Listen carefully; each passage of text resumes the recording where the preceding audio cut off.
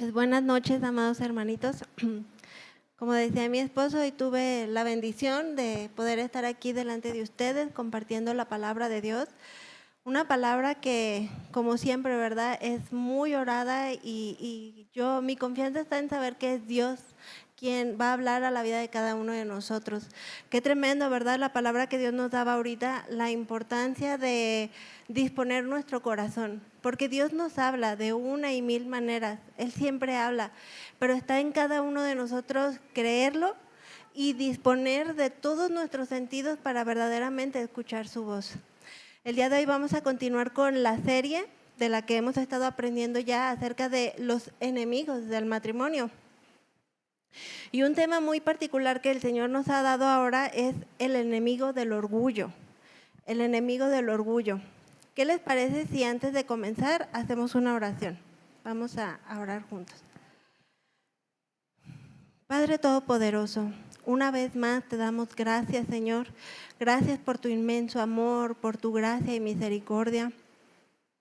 Porque podemos reconocer que es por tu amor y tu misericordia que estamos hoy delante de tu presencia, que tú nos has traído a este lugar para recibir de tu palabra y que eres tú quien llama con cuerdas de amor, eres tú quien ha permitido estar presentes de manera física en este momento a cada uno de estos matrimonios por quien tanto hemos orado y vemos la respuesta a nuestras oraciones, Señor.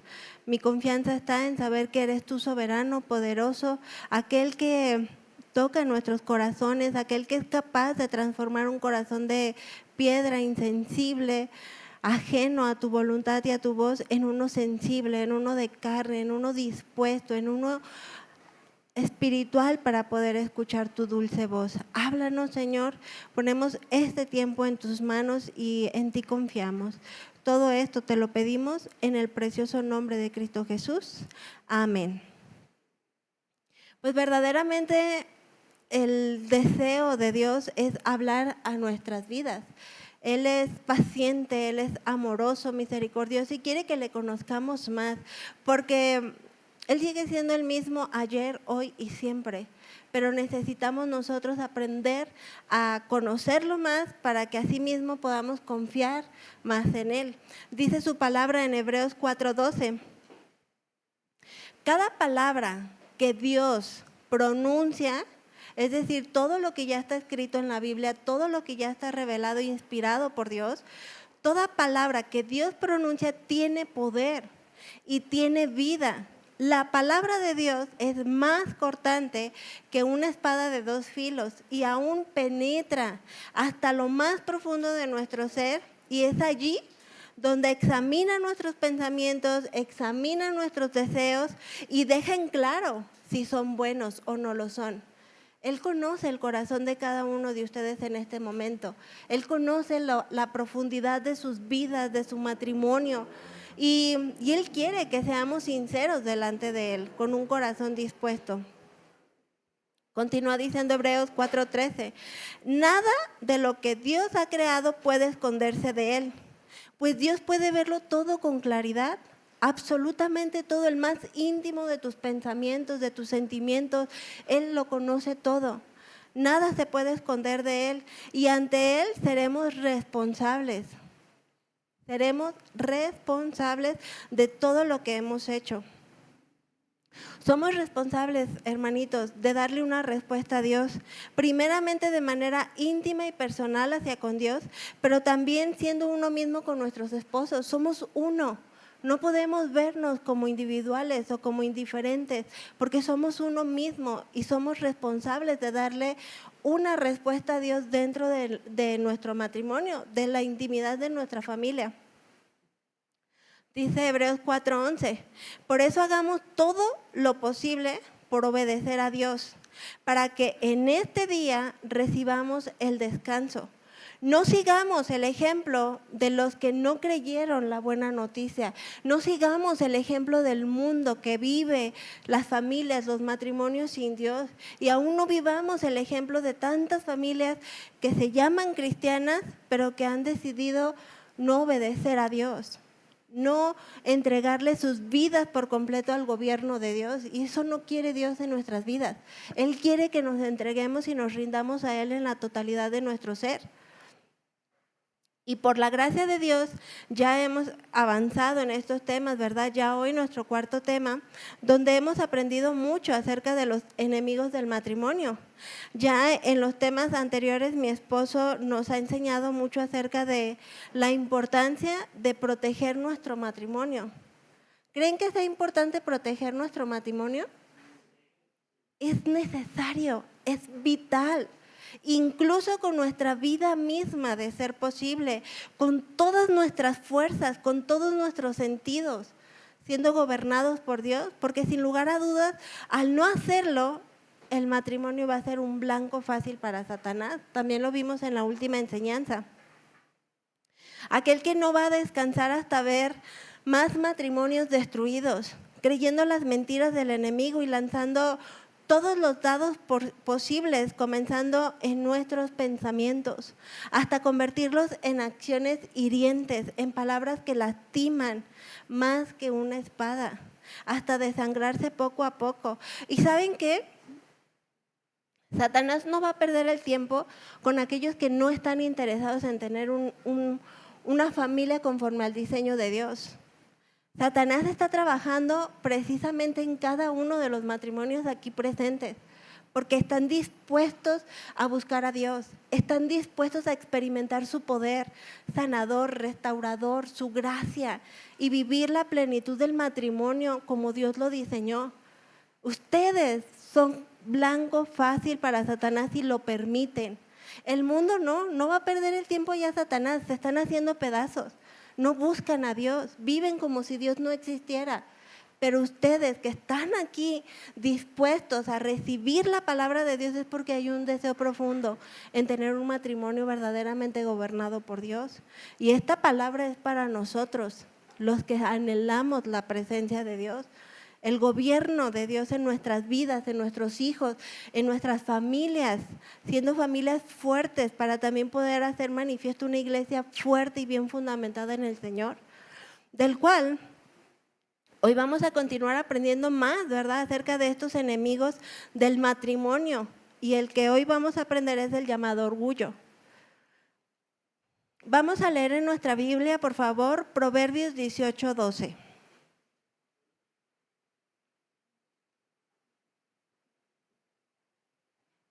Yo lo voy a leer en una traducción, Biblia del lenguaje sencillo. Es la misma palabra de Dios, solamente en un lenguaje con palabras más sencillas. Y dice Proverbios 18:12, el orgullo acaba en fracaso. El orgullo acaba en fracaso siempre, sí o sí. La honra comienza con la humildad. Y comencemos por entender o recordar que es un enemigo. Lo que yo sí te puedo decir es que no es algo o no es alguien a quien debamos subestimar. Es alguien contrario a ti en una guerra, donde su único propósito va a ser destruirte, hasta matarte, a ti y a todos los que te rodean, arrebatándote todo cuanto tienes. Eso es el propósito del enemigo. Es por eso que no podemos subestimarlo, no podemos tenerlo en poco o creer que a nosotros no nos va a atacar. En nuestra actualidad, obviamente no estamos viviendo tiempos de guerras, ¿verdad?, como en el Antiguo Testamento. Estamos hablando de que en nuestra actualidad nuestras batallas, nuestras guerras son espirituales, donde nuestro enemigo es Satanás, quien no va a descansar hasta vernos completamente apartados de vivir en la plenitud del diseño de Dios para el matrimonio. Él no quiere que tú creas eso, que tú creas en que Dios diseñó el matrimonio. Él no cree en que tú creas que puedes vivir un matrimonio pleno, feliz, lleno. Él quiere que creas lo contrario para que tú no luches, para que tú te dejes vencer. Porque dice la palabra, ¿verdad?, que Él anda como león rugiente buscando a quien devorar. Y su fin no es darte una mordidita, es matarte hasta destrozarte a ti y a todo lo que tienes y a todos los que te rodean. Ese es el fin del enemigo, de Satanás. Por eso que no podemos subestimarlo, no podemos tenerlo en poco sus artimañas, sus estrategias, porque él quiere destruir nuestros matrimonios. De manera que ganar esta guerra no va a ser en nuestras propias fuerzas, sino en el poder de Dios y solamente en el poder de Dios, confiando en Él, creyéndole a Él y permitiéndole ir por delante de nuestras batallas, porque solo en su nombre es que nosotros podremos ser victoriosos. ¿Qué es el orgullo? ¿O a qué le estamos llamando como el enemigo, verdad, del orgullo? El orgullo siempre nos va a llevar al fracaso. Es aquel que lleva a una persona a percibirse a sí misma como superior a los demás. Esto puede llegar a generar soberbia o incluso un desprecio hacia los demás. Y créanme que es uno de los enemigos más grandes en el matrimonio, porque se levanta con bandera de inofensivo. Pero es uno de los más letales, hermanitos. Es uno de los más letales porque aparentemente no es muy grande el daño que puede ocasionar, pero su estrategia es tirar hasta desangrar. Pequeñas palabras hirientes, pequeñas acciones que lastiman, que duelen en el corazón, pensamientos que se arraigan porque me hizo, porque me dijo, porque yo me sentí de esta manera, y la otra persona ensorbebecida, pensando que tiene toda la razón, pensando que él es el que está bien y su cónyuge o su viceversa es el que está mal, y pequeñas acciones que van tirando hasta desangrar. Aparentemente el daño no es mucho, pero después de varias tiradas, créanme que el daño es letal y el daño es mucho, hasta llevar a la destrucción. Hay una soberbia por pensar que sus acciones son las correctas, sin considerar que sus acciones no están honrando a Dios y mucho menos están mostrando el carácter de Cristo hacia su pareja, hacia su cónyuge. De manera que esa percepción de sí mismo, al sentirse mejor que su pareja, lo puede llevar a ser soberbio o tener unas acciones de menosprecio. Además, el orgullo suele dificultar el reconocimiento de errores y el aprendizaje a partir de otros.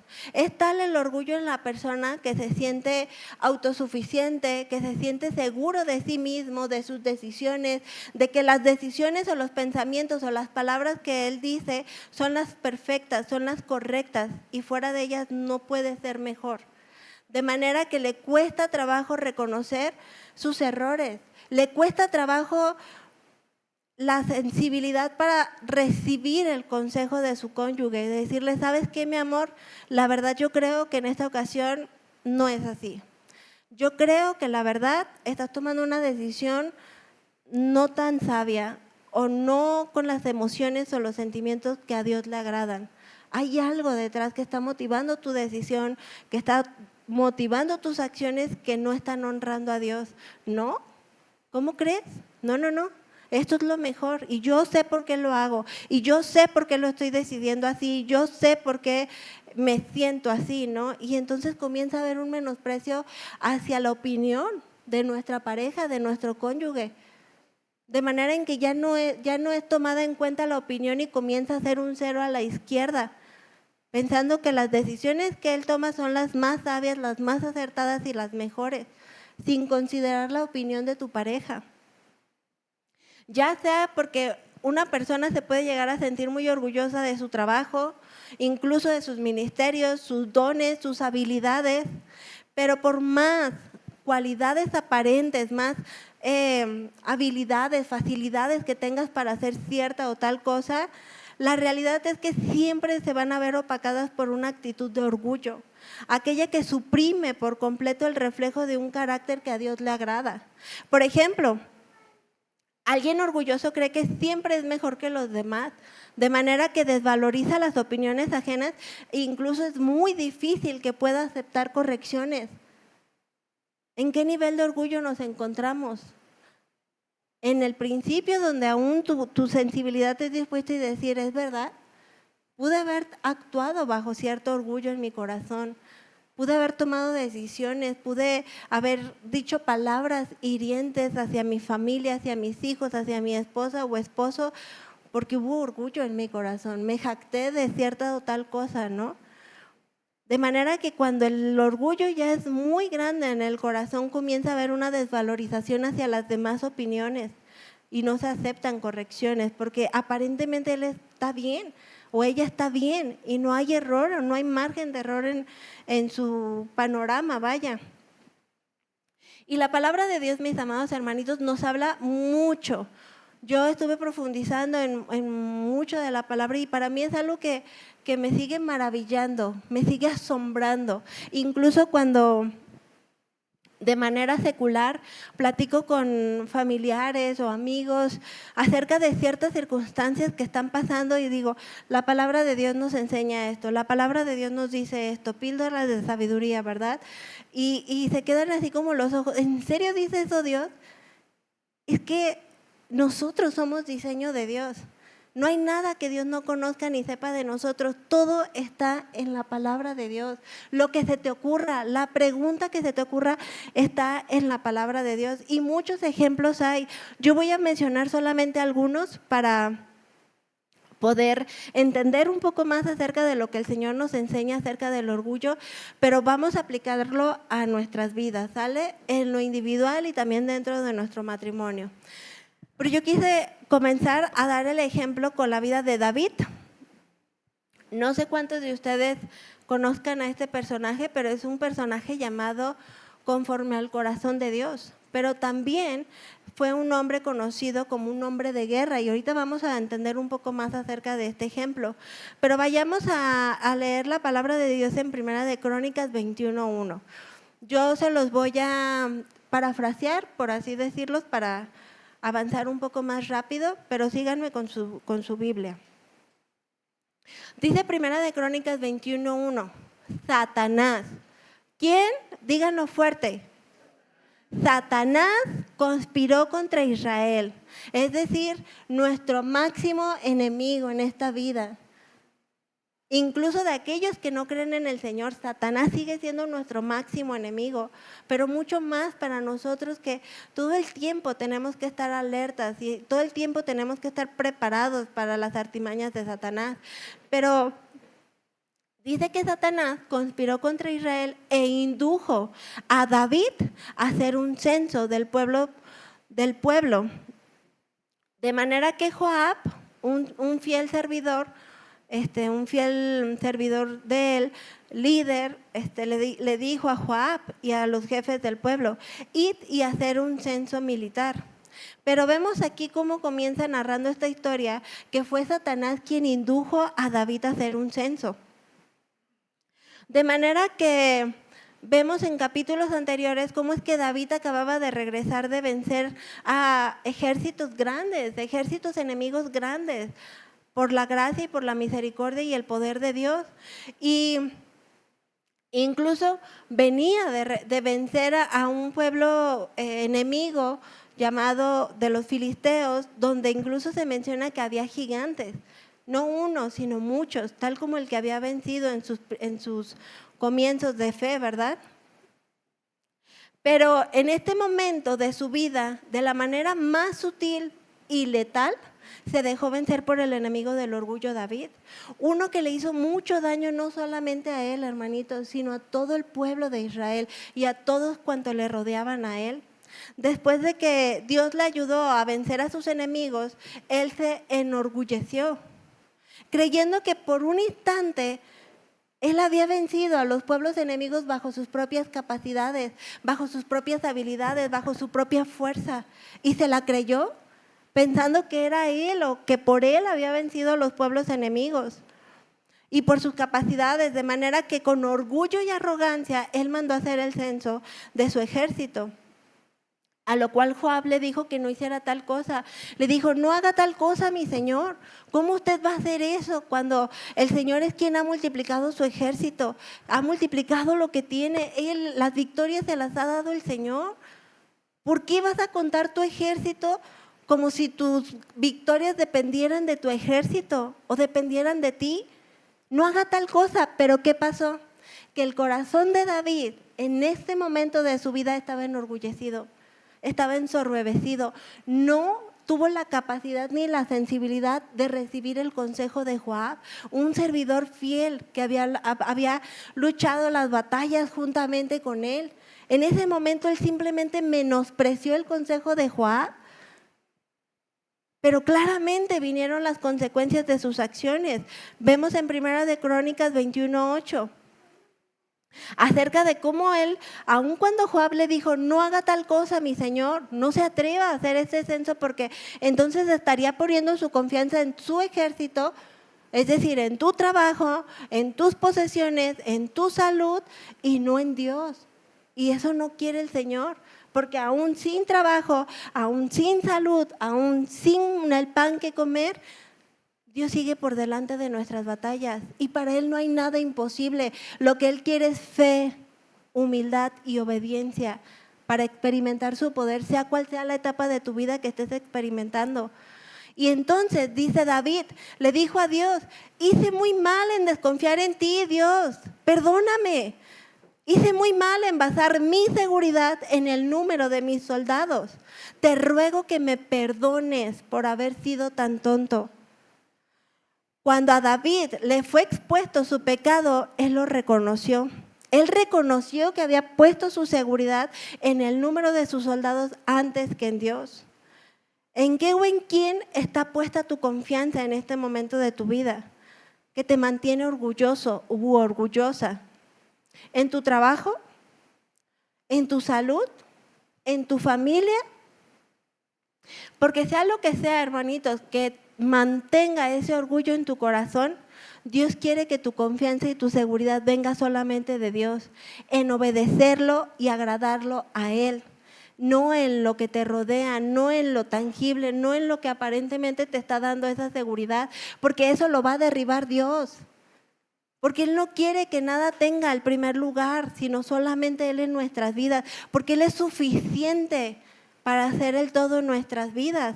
Primera de Crónicas 21:9 continúa diciendo, entonces Dios le habló al profeta Gad, es decir, un hombre de Dios, usando a hombres o mujeres de Dios para hablar a tu vida, para dar consejo espiritual, para dar luz, para dar guía en tu matrimonio, ¿verdad? Aplicándolo a nuestro contexto actual. Y va este hombre y le dijo, ve a decirle a David que lo voy a castigar y que puede escoger uno de 3 castigos. Número 1, 3 años de hambre en todo el país.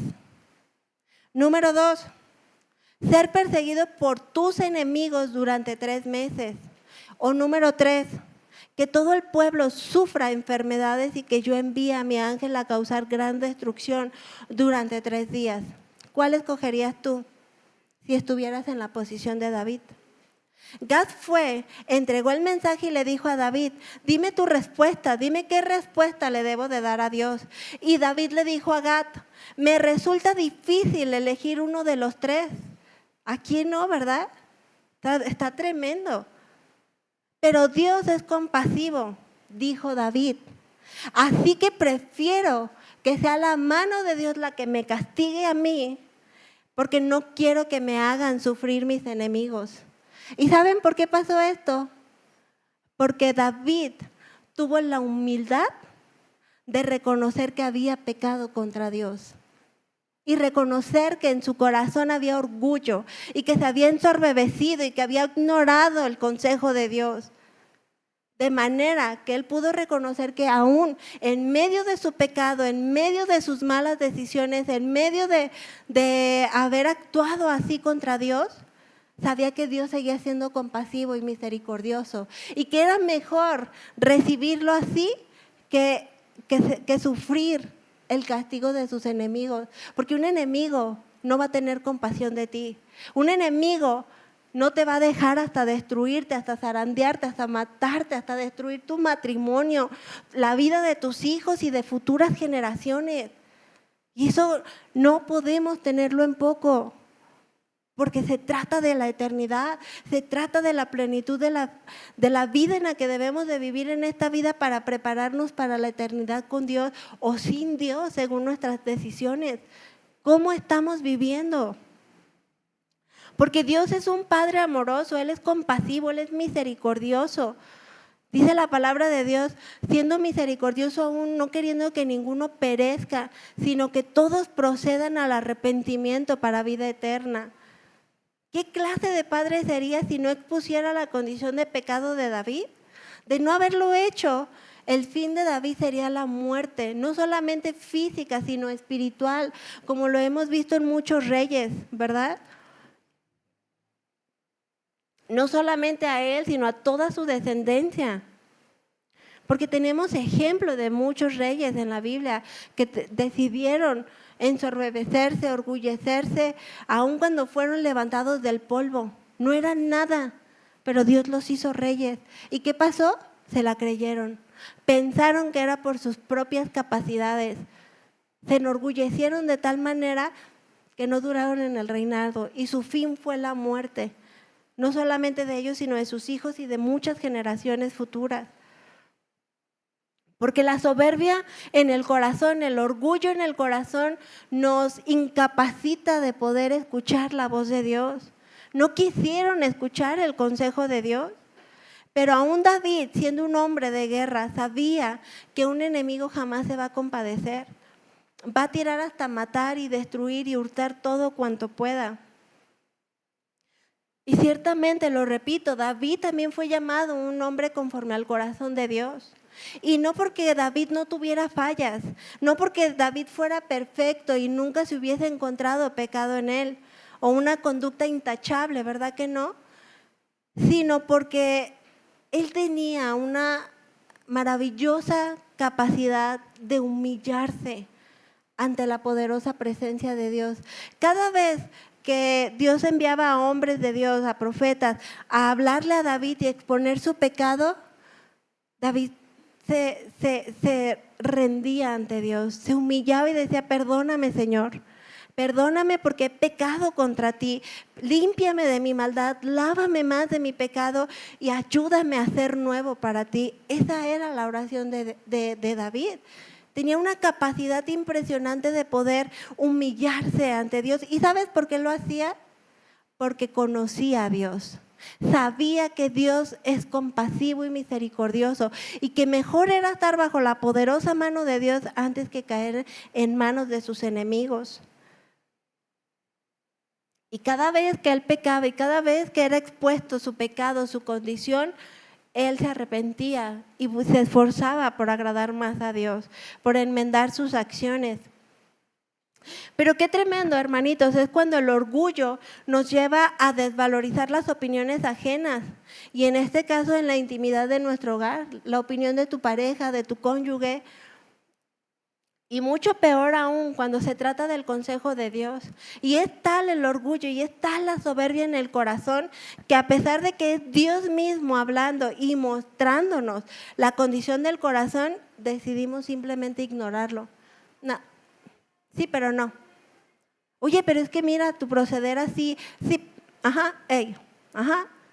Y tu corazón enorgullecido, ensoberbecido, tan duro que ni siquiera puedes reconocer cuando Dios te está hablando. Cuando Dios te está exponiendo por amor a ti la condición y decir: mira, con esas actitudes estás destruyendo tu matrimonio, estás destruyendo la vida de tu esposa, de tu esposo. Mira, cambia porque eso simplemente te está haciendo estorbo y va a estorbar a toda tu familia, a tus hijos, tus generaciones futuras. Pero es tal el orgullo que hemos permitido, alimentado, que ha crecido como un gigante en nuestras vidas. Un gigante que ciertamente no vas a poder derribar en tus propias fuerzas. Es imposible, necesitamos a Dios. Y simplemente cuando el corazón está en esa condición de orgullo, nos convencemos a nosotros mismos de que no somos orgullosos. No, yo estoy bien, yo tengo la razón, yo estoy en lo correcto. Yo oro, yo ayuno, yo sirvo en todos los ministerios, yo doy a los pobres, mis hijos no les hace falta nada, están en los mejores colegios, yo trabajo de día y de noche para darles lo mejor. ¿Verdaderamente les estás dando lo mejor? ¿O estás cayendo en la tiranía de creer este engaño? Porque no les estamos dando lo mejor si no es a Dios.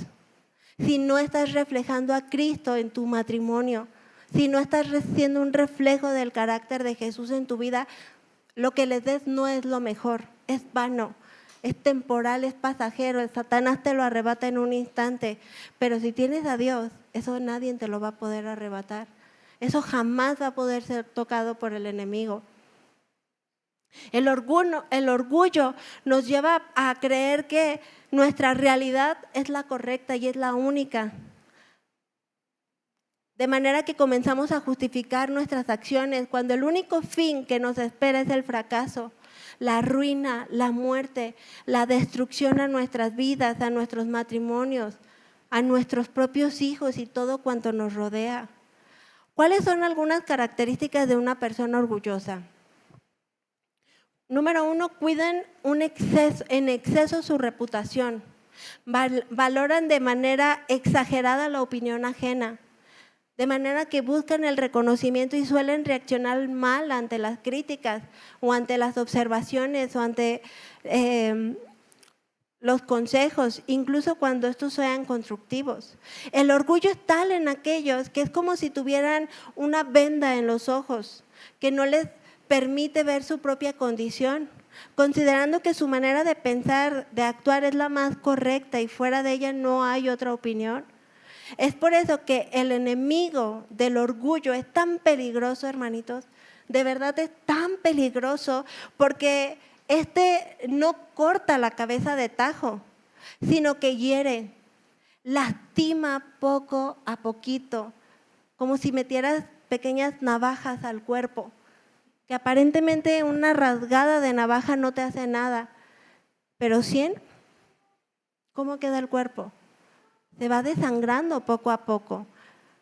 La persona queda tan herida, tan lastimada que se va desangrando y su único fin es el fracaso, es la muerte, es la destrucción.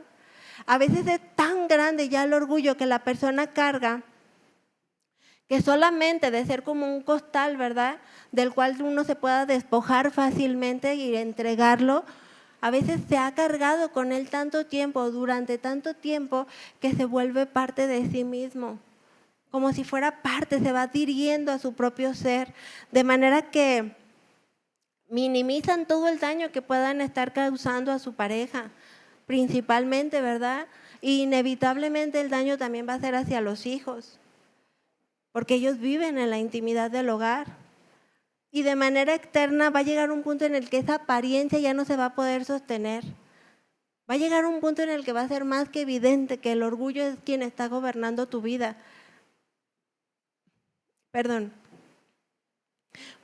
Consecuencias que al querer minimizar esas consecuencias de sus acciones con las típicas frases de pero pues ¿quién no es así? O ¿qué matrimonio no tiene problemas? Etcétera, etcétera, ¿verdad? Comienzan a normalizar vivir una vida de indiferencia por causa del orgullo, una vida de menosprecio hacia el sentimiento de la otra persona. Y lo más fácil es ponerle una cobija al problema, aparentemente es lo más fácil, porque eso solamente hace más grande el problema. Eso solamente genera más heridas, más sentimientos de frustración, más sentimientos de desvalorización hacia su persona y hacia la de tu cónyuge. Estas personas que han albergado en su corazón el orgullo tienen dificultad para admitir sus errores, experimentan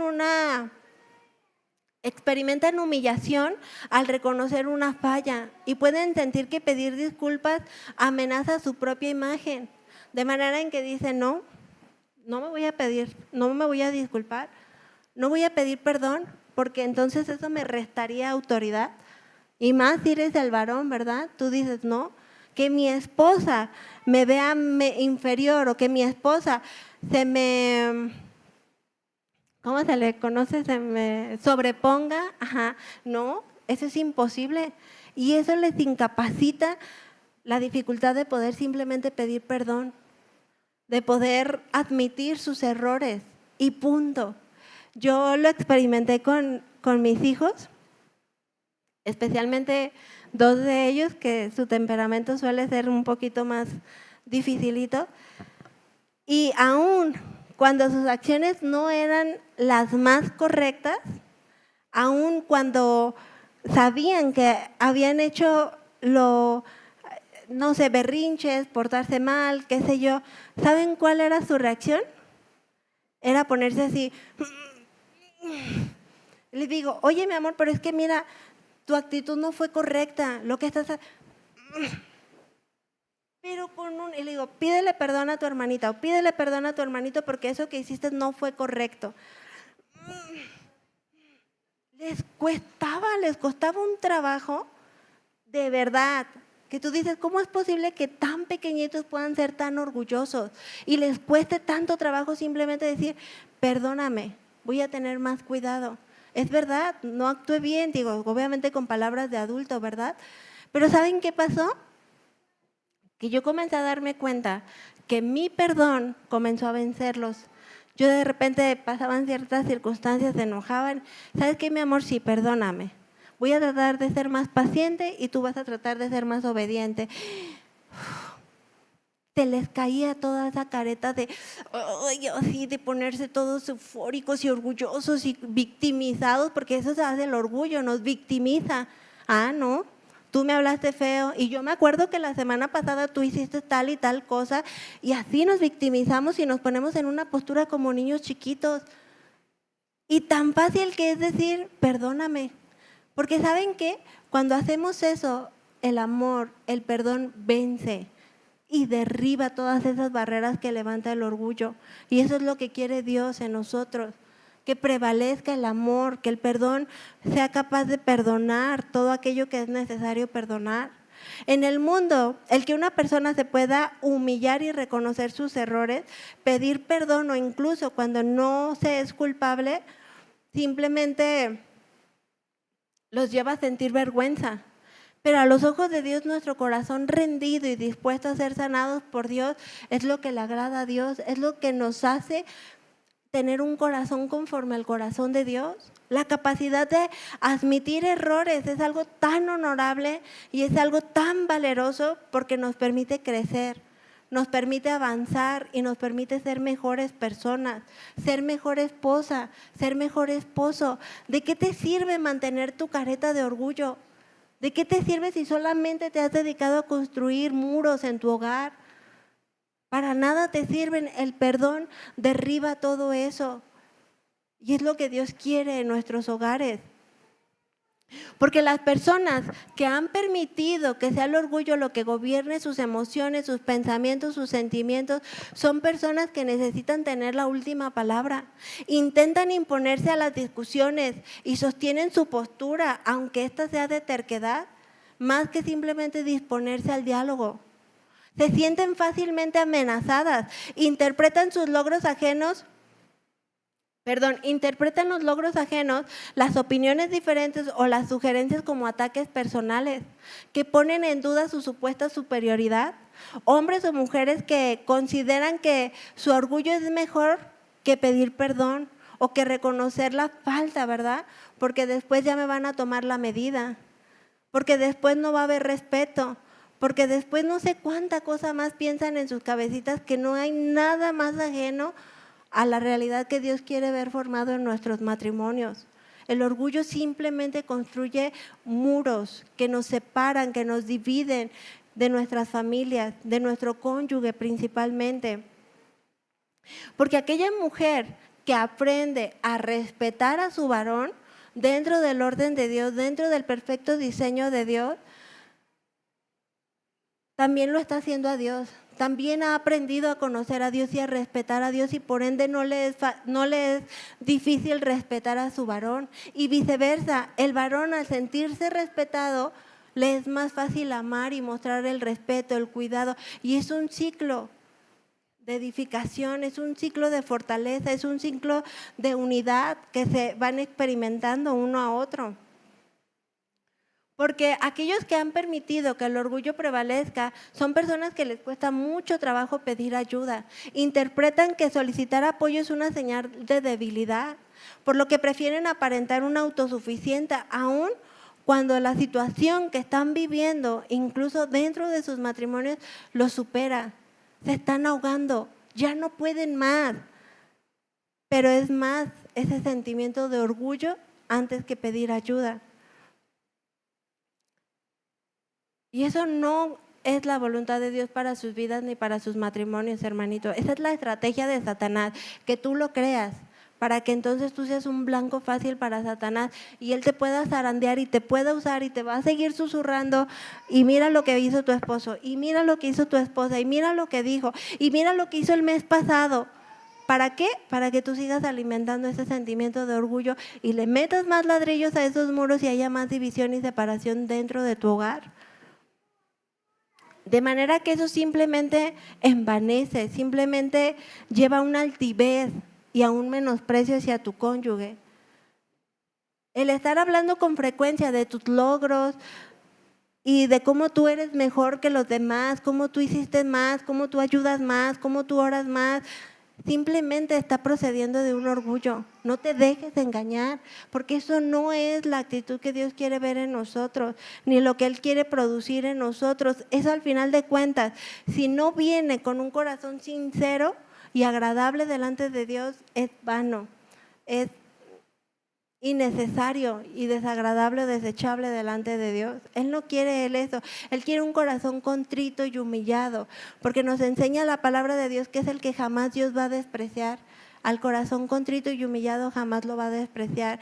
Y créanme que al mencionar todas estas características no son para evidenciar a nadie, ni incomodar a nadie, no son para avergonzar o enjuiciar a nadie, porque al final del día eso no sirve de nada. Eso no aprovecha para nada, sino que de manera íntima, hermanita, hermanito, en esta noche, en esta tarde, de manera muy íntima y personal con Dios, cada uno de nosotros seamos sinceros y reconozcamos si hemos actuado bajo el orgullo. Y si ese orgullo que comenzamos a cargar como un costal de papas a todas partes ya está comenzando a ser parte de nuestra propia personalidad, está comenzando a ser parte de nosotros. Porque lo repito, es un enemigo muy peligroso. No podemos subestimarlo, no podemos pensar que no nos pasa nada, que no pasa nada y que podemos vivir años podemos vivir años así solamente porque no has vivido las consecuencias de tus acciones. Eso se le llama gracia y misericordia, no que estés bien. Pero Dios procede en misericordia para que tú reconozcas esta palabra que viene de parte de Dios, sensibilices tu corazón y digas, necesito cambiar. El orgullo para nada aprovecha en mi vida y he permitido el orgullo en tal o cual área de mi vida, en tal o cual decisión. Ignoré el consejo de Dios, ignoré el consejo de mi esposa, de mi esposo, lo subestimé y me consideré más sabio o más inteligente o más capaz y no consideré a Dios en la ecuación.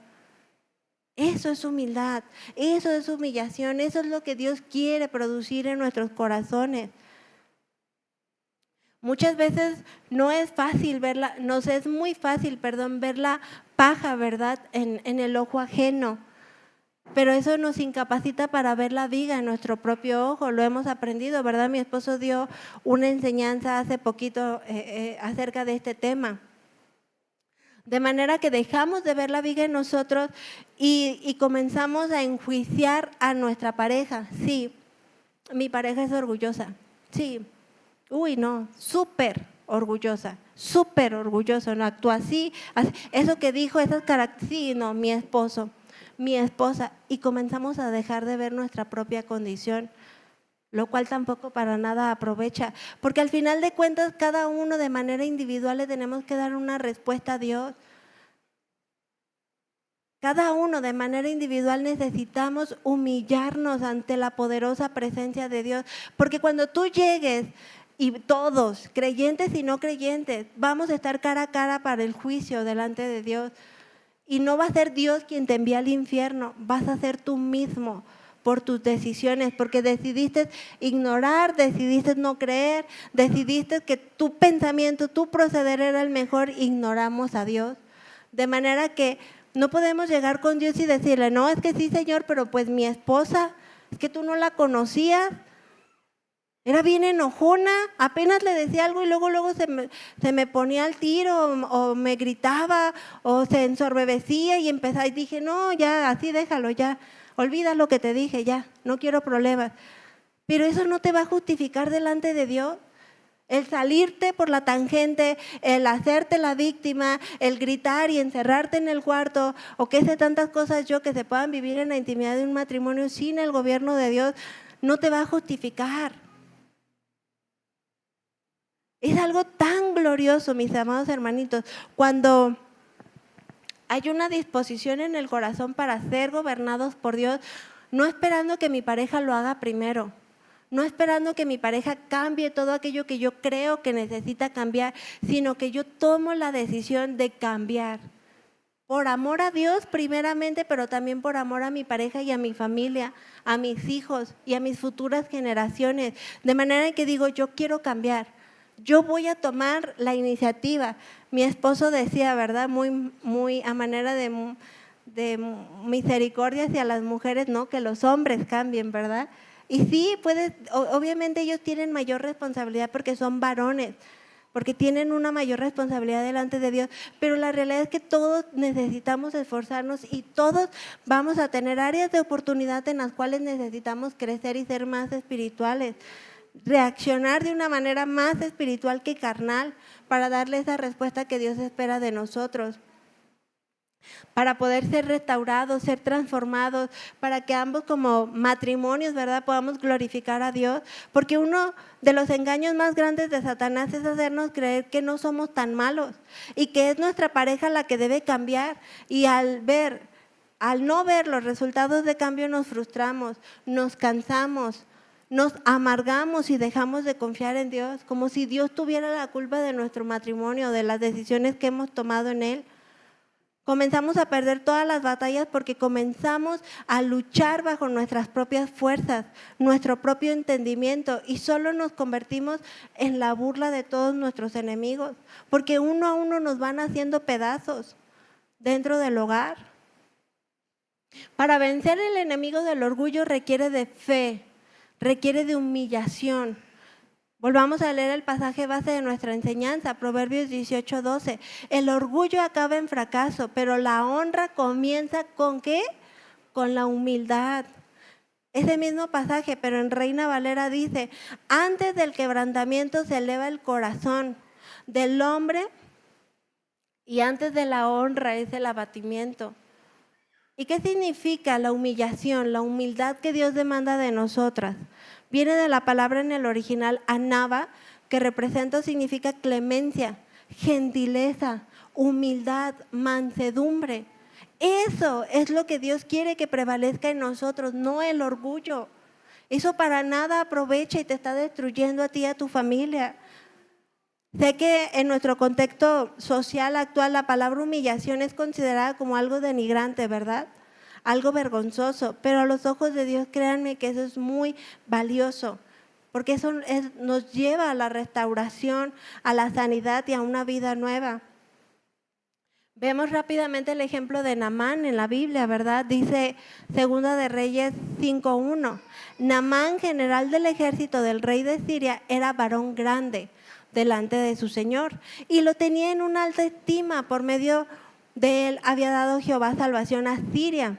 Era este hombre valeroso en extremo, pero leproso. ¿Y sabías que en aquel tiempo la lepra era una enfermedad que te condenaba a la soledad y a la muerte?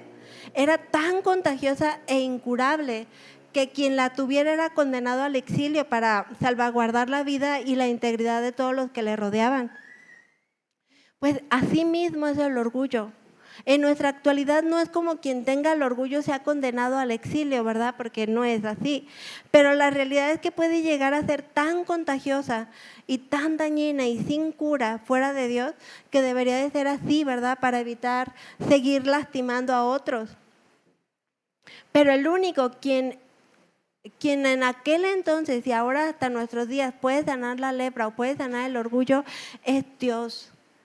Solo Él puede limpiarnos de todo orgullo, solo Él puede sanarnos y darnos esa nueva vida, darnos esa nueva oportunidad de vivir ya no condenados, ya no fuera de la voluntad o del gobierno de Dios, sino vivir una vida plena que verdaderamente en Cristo Jesús es posible. ¿Qué tenemos que hacer? Exactamente lo mismo que hizo Naamán. fe, humillación y obediencia. Segunda de Reyes 5:7 dice: luego que el rey de Israel leyó cartas, rasgó sus vestidos y dijo: ¿soy yo Dios que mate y dé vida para que éste envíe a mí a que sane a un hombre de su lepra? Considerad ahora y ved cómo busca ocasión contra mí. Cuando Eliseo, el varón de Dios, oyó que el rey de Israel había rasgado sus vestidos, envió a decir al rey: ¿por qué has rasgado tus vestidos? Venga ahora a mí y sabrá que hay profeta en Israel. Y vino Naamán con sus caballos y con su carro y se paró a las puertas de la casa de Eliseo.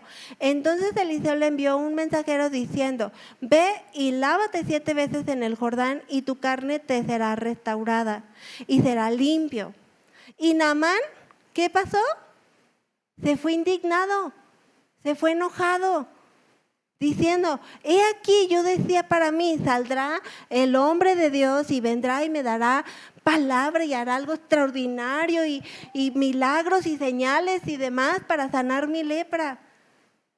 ¿Verdad? Es lo que él esperaba en su orgullo, porque él se sentía un hombre valeroso en extremo, alguien con un sentido de superioridad. Y dice: y solamente me dice que vaya y me limpia ese río.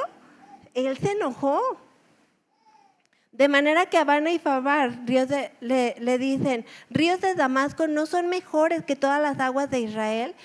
Si me lavara en ellos, ¿no sería también limpio? ¿Por qué me manda ese rillito? Yo, que soy Naamán, que soy hombre valeroso en extremo, que hago esto, que ayudo, que vivo, que digo, que hago y que demás, ¿me manda ese rillito a lavarme? ¿Por qué? Porque había propósito. Y no solamente era limpiarlo de la lepra, era limpiarlo de su corazón orgulloso que le iba a estorbar por toda la eternidad. Eso era el propósito. De manera que le dice en el 14, él entonces descendió y porque le decían estos hombres que si ya el profeta había dicho que se lavara y estaba enfermo y condenado, pues qué más le daba que simplemente obedecer, ¿no? Creerlo, humillarse, porque era una humillación para él, y obedecer, y punto. ¿Y qué pasó cuando lo hizo? En el 14 dice: entonces él descendió y se zambulló 7 veces en el Jordán, conforme a la palabra del varón de Dios, y su carne se volvió como la carne de un niño, y quedó limpio. No necesitó cosas extraordinarias, ¿verdad? Lo primero es reconocer que el orgullo nos está carcomiendo, que nos está llevando a lastimarnos a nosotros mismos y a todo aquel que nos rodea, tal como la lepra. Segundo, decimos: ok, reconozco que el orgullo me es pecado y necesito ser limpiado de él. Y esto no es ni siquiera que pueda ir con el presidente o incluso con el pastor o con mi pareja, ¿verdad? Para que me sane, porque dirán, como le dijo el rey de Siria: ¿soy yo acaso Dios para sanarte, para limpiarte y perdonar todos tus pecados? Solo Dios, hermanito, solamente Dios quien tiene el poder y quien tiene la autoridad para hacerlo. Y Él usa hombres y mujeres de Dios, ¿verdad? Para hablarnos, como lo es a través de la vida del pastor, en este momento a través de mi vida, que solamente estoy siendo un instrumento de la voz de Dios. Solamente somos un instrumento, un medio para poder ser escuchada la voz de Dios. Pero simplemente Él quiere que creamos, que nos humillemos y que obedezcamos, no más. Porque cuando seguimos actuando bajo la misma necedad y queremos que venga un ángel del cielo, ¿verdad? Y audiblemente te diga: fulanito o fulanita, cambia ya, humíllate ante Dios y ya deja el orgullo que has venido cargando por tanto tiempo, que se ha vuelto incluso parte de ti mismo y que te impide ir en humillación delante de Dios, te impide reconocer cuán frágil somos como la niebla. Hoy estamos y mañana ya no. Hoy estás aquí, mañana no sabemos, es la realidad. ¿Y de qué te valió cargar con todo ese orgullo? ¿Y de qué te valió construir tantos muros? De nada, porque eso para nada aprovecha. Y aún cuando viniera un mismísimo ángel del cielo y te dijera: deja ya tu pecado, deja ya de dejarte zarandear por el enemigo y confía en mí, confía en Dios, que soy el único poderoso, el único vivo y verdadero para verdaderamente transformarle el matrimonio, restaurarlo, darle vida nueva aun cuando ya estaban destrozados, aun cuando ya se habían lastimado demasiado. Pero a veces pareciera que quisiéramos eso. de manera que ignoramos todo el consejo de Dios, todas las advertencias, ¿verdad?, de parte de Dios, las cuales son tan claras. Y somos necios, tontos, ignorantes y nos seguimos comportando de la misma manera pensando que jamás va a haber consecuencias de nuestras acciones o de nuestro proceder. No necesitamos esas manifestaciones poderosas, hermanitos, y extraordinarias para presenciar el milagro de poder ser sanados, para poder experimentar un matrimonio verdaderamente restaurado, verdaderamente gobernados por la presencia de Dios en la intimidad del hogar.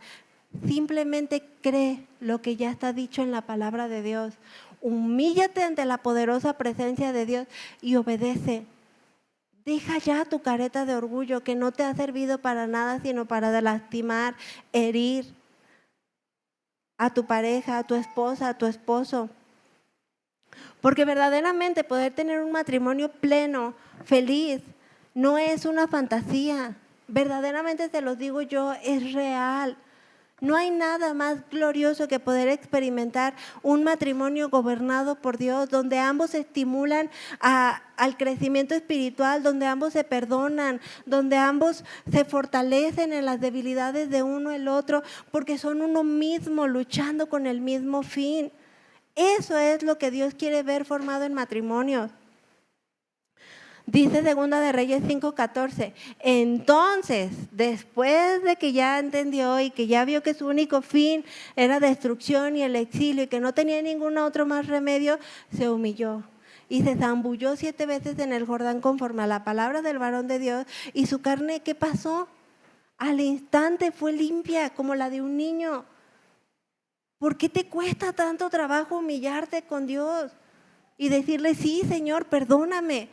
Mi matrimonio no te ha honrado, mi matrimonio no te ha glorificado, mis actitudes de enojo, de falta de dominio, de orgullo y de tantas cosas que han prevalecido no te están honrando en mi matrimonio. Perdóname y límpiame. Y dice el Señor, he aquí, eres limpio, eres sano.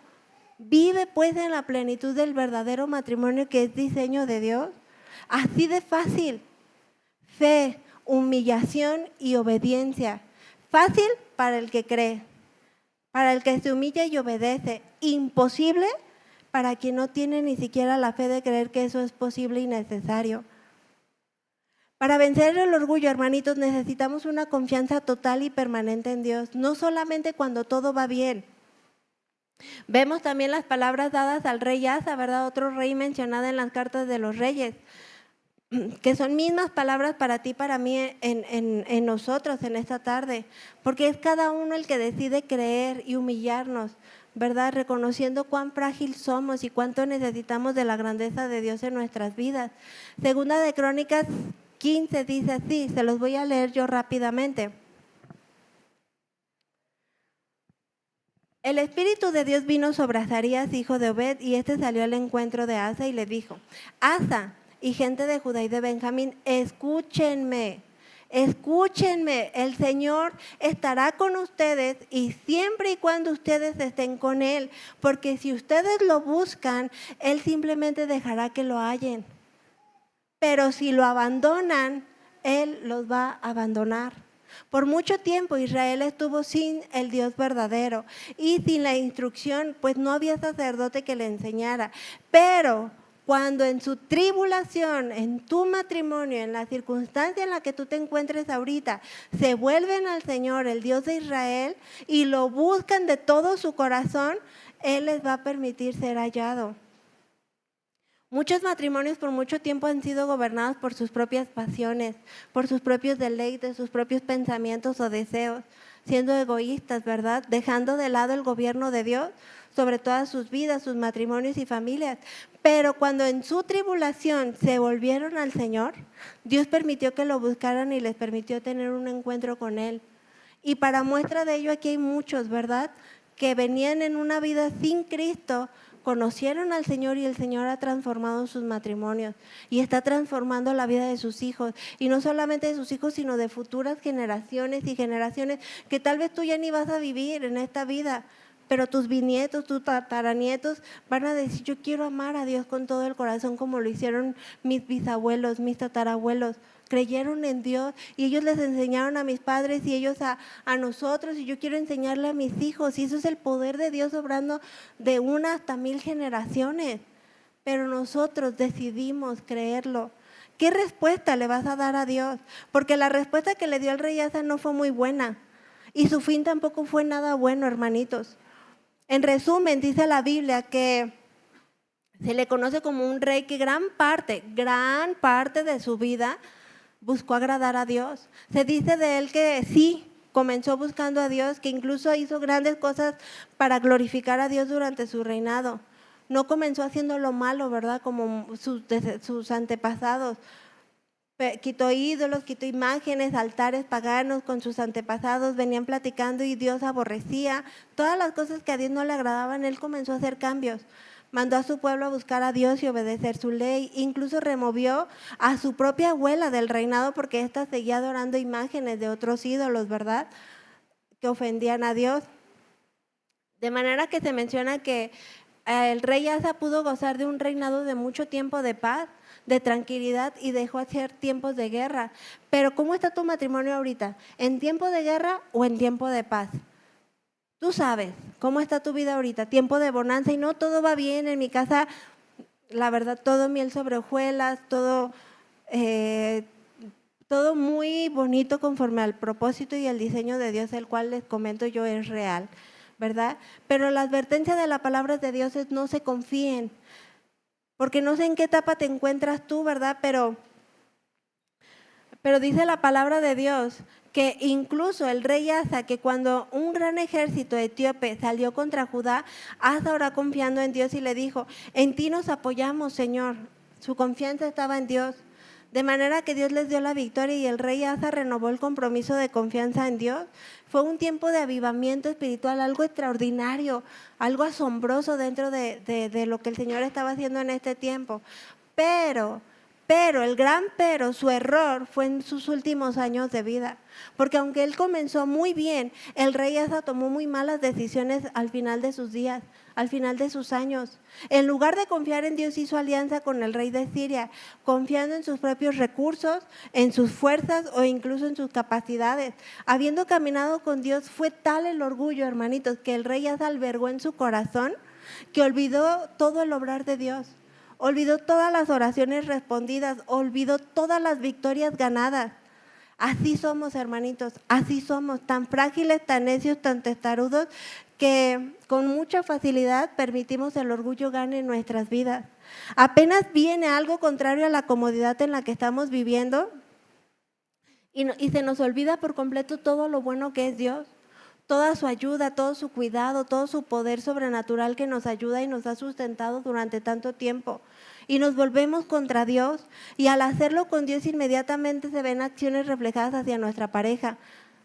Si tú te vuelves contra Dios, inmediatamente se va a ver reflejado en tu trato hacia tu pareja y hacia los tuyos. Cuando el profeta de Dios fue a reprender al rey Asa, más allá de reconocer su pecado, su mal proceder, su falta, él se enorgulleció.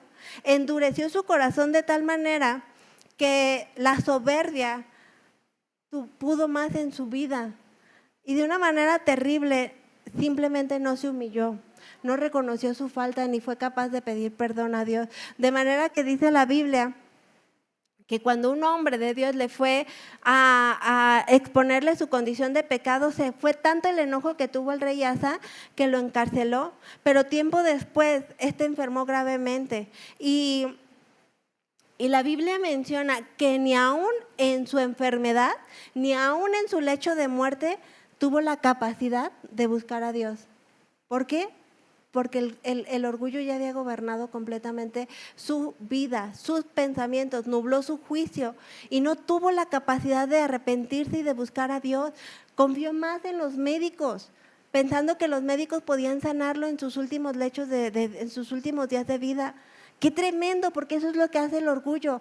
Por eso les digo que es un enemigo tan peligroso, porque él no corta el cuello de tajo. Él te hace creer que no está tan mal el orgullo en tu vida, que te jactes, lo que te tenga en ese sentido de orgullo. Eso es la estrategia de Satanás, para que tú la creas hasta derribarte y destruir todo lo que tú tienes. Romanos 1, 21, 22 dice, a pesar de haber conocido a Dios, no le glorificaron como a Dios ni le dieron las gracias, sino que simplemente se extraviaron en sus inútiles razonamientos y se los oscureció su insensato corazón. Aunque afirmaban ser sabios, estos se volvieron necios. Qué tremendo, porque no son palabras mías, es palabra de Dios, advirtiéndonos a no caer en esa condición hasta que ya no tengas la capacidad de arrepentirte y humillarte de Dios, hasta que ya tu familia esté destrozada o estés en el divorcio o en el adulterio y tus hijos estén perdidos y no quieran saber nada de Dios. Eso no es la voluntad de Dios. El orgullo y la autosuficiencia pueden alejarnos de escuchar la corrección, nos lleva a ser insensibles espiritualmente y a creer en el engaño de que todo está bien, que no pasa nada, que no necesitamos cambiar o humillarnos delante de Dios, pero sigue siendo un gran engaño de Satanás.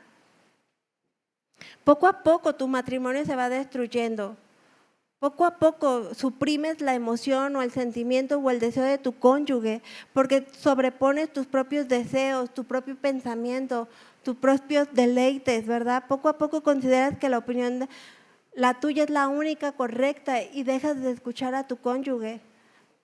De manera que has dejado de ser sensible a la voz de Dios. Has endurecido tu corazón.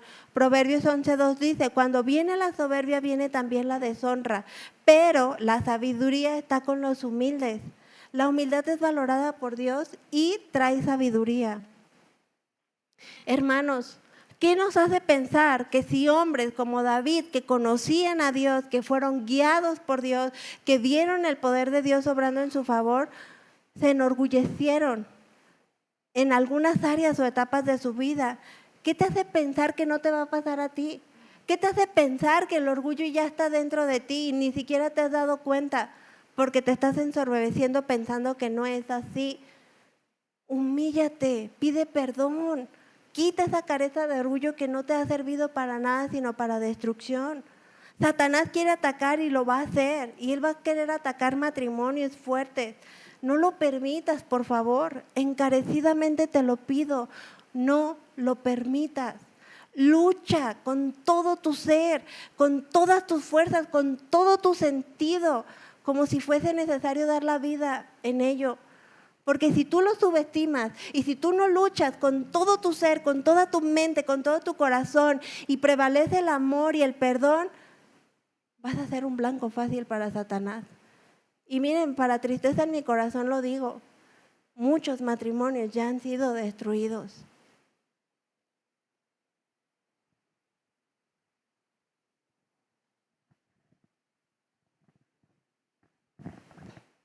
Y si a uno le duele,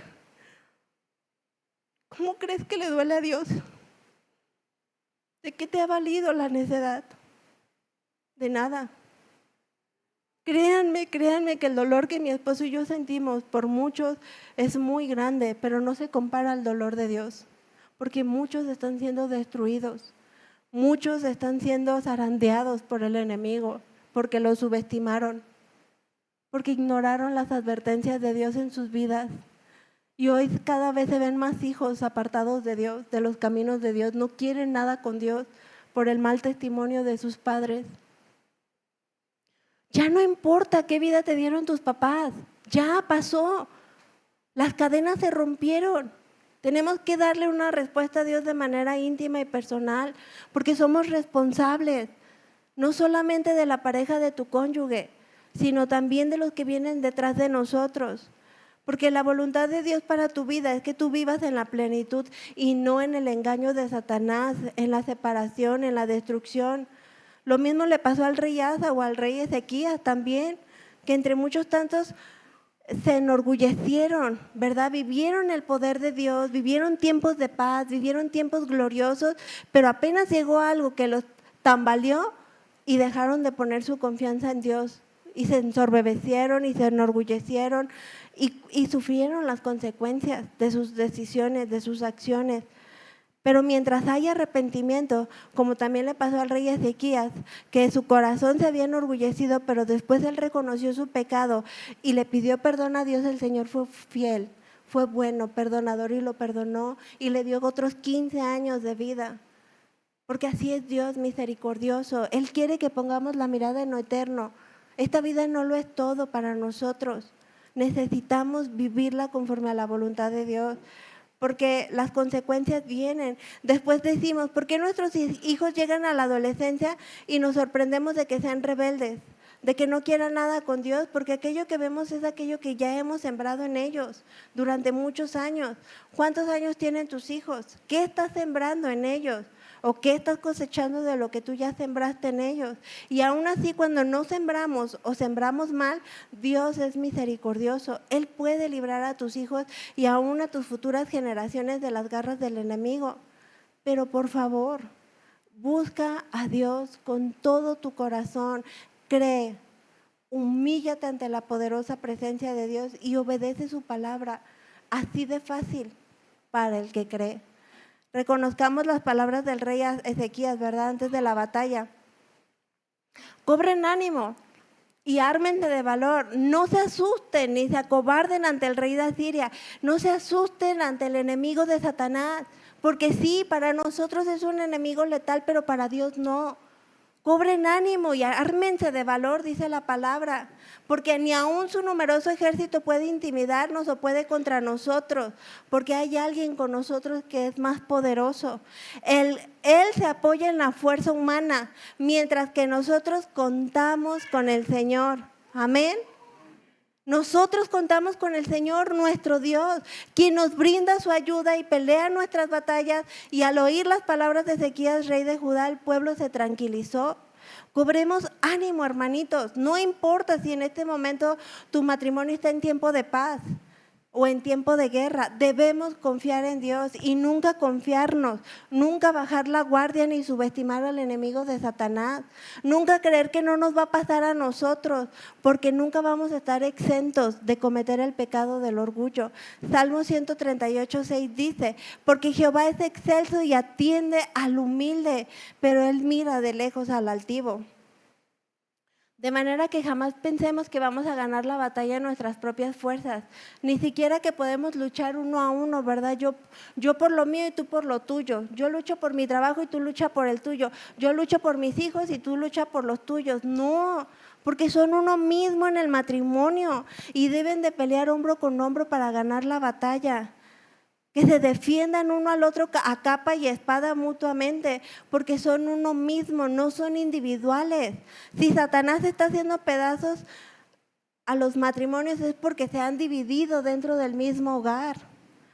De manera que el amor y el perdón debe de prevalecer más que todo orgullo, que toda altivez o soberbia, o de creernos autosuficientes, de creer que no necesitamos incluso ya a Dios, porque en ese momento ya lo hemos perdido todo, hermanitos. Segunda de Samuel 19 narra acerca de cuando fueron a una de las batallas muy importantes de Joab y David, pero en resumidas cuentas dice: Abisai le ordenó, si los sirios pueden más que yo, tú vendrás a rescatarme. Y si los amonitas pueden más que tú, entonces yo iré en tu rescate. Ánimo, luchemos con valor por nuestro pueblo y por las ciudades de nuestro Dios, porque el Señor está con nosotros. Es necesario que todas las batallas y ataques del enemigo se luchen juntos, hermanitos, no separados. No son enemigos entre ustedes, son uno mismo. Necesitamos luchar hombro con hombro, a capa y a espada.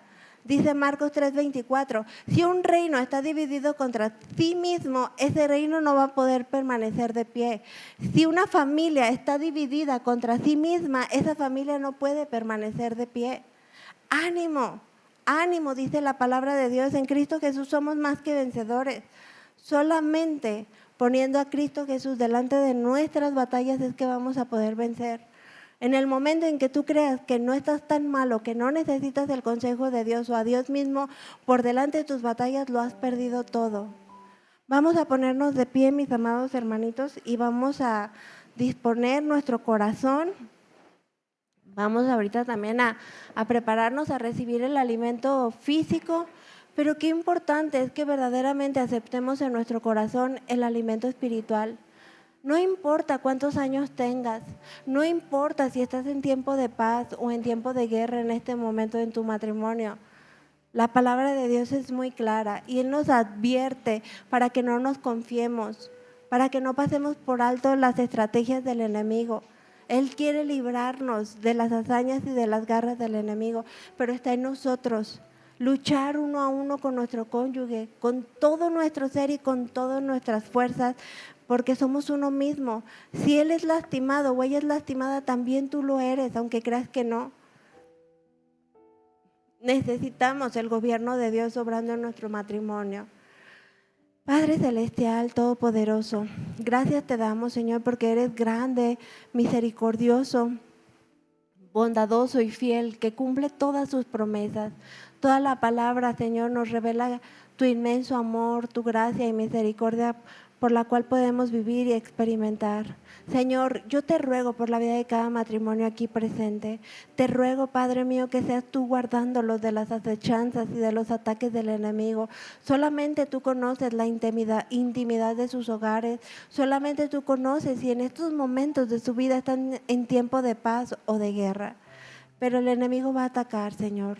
Yo te ruego que en ningún momento de sus vidas, bajo ninguna circunstancia, el orgullo prevalezca en ellos, de manera en que crean que pueden vencer al enemigo porque lo han vencido otras 10 veces. Pero esas otras 10 veces o esas 100 veces ha sido porque tú has ido por delante de ellos. Que en ningún momento de sus vidas, Señor, te aparten a ti. Que tú seas el que va por delante de ellos, que tú gobiernes cada pensamiento, cada sentimiento, cada emoción. Y yo te ruego, Señor, que en esta noche tú transformes matrimonios nuevos. Yo he visto tu poder restaurar muchos matrimonios, he visto tu poder levantar matrimonios de cuando ya estaban muertos, Señor, ya estaban lastimados, deshechos, y tu poder es soberano para hacer cosas todas las nuevas, de manera que prevalezca el amor, el perdón, la humillación. Señor, toca el corazón de cada uno, habla a lo más profundo de nuestro ser y sella esta palabra por el poder de tu Espíritu Santo. Gracias, Señor. Gracias te damos por tu presencia, por tu palabra, por tu amor. Ayúdanos a ser atentos al consejo que tú nos das esta noche y a no confiarnos. Te damos gracias en el precioso nombre de Cristo Jesús. Amén.